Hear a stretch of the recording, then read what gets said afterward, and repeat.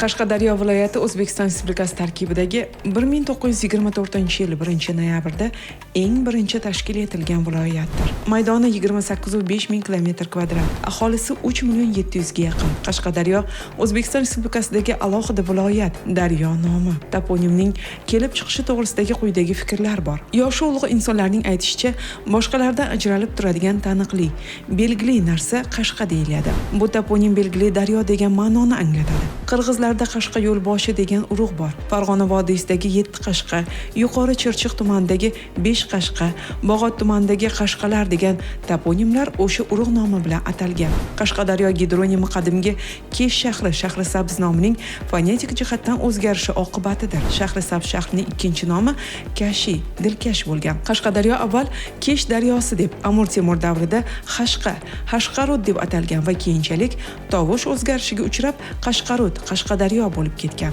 Aslida Kitob tumanidan oquvchi Oqsuv daryosi va Shahrisabz tumanidan oqadigan Tanqas daryosiga birikib Qashqadaryo gidronimini tashkil etgan. Ya'ni avval gidronim nomlangan, keyinchalik mamlakatimizdagi bitta viloyat shu nom bilan atalgan. Xullas, toponim to'g'risida yuqoridagi fikrlarga asoslangan holda Qashqa so'zdan tuzilgan toponimlarni 3 ga bo'lib o'rganish lozim. Qashqa urug'idan nom olgan toponimlar, ikkinchisi tog' suvi, tiniq suv, uchinchisi esa ayrim tog' yoki tepalik, Qashqa yo'l, tik tog' yo'li.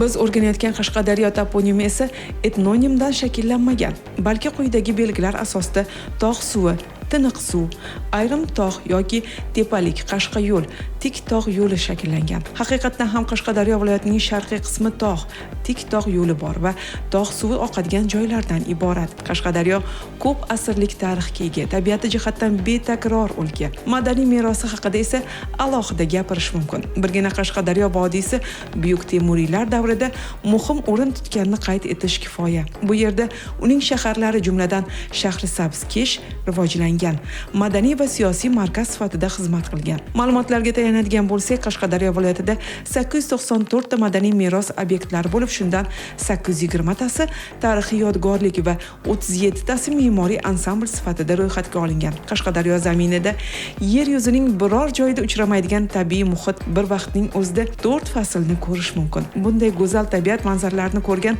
har bir kishining hayrati beixtiyor oshishi turgan gap. Bunday sehrli o'lkaning tabiatiga nafaqat o'zbekistonliklar, balki xorijlik sayyohlar ham maftun bo'lib qolayotganining boisi ham shunda.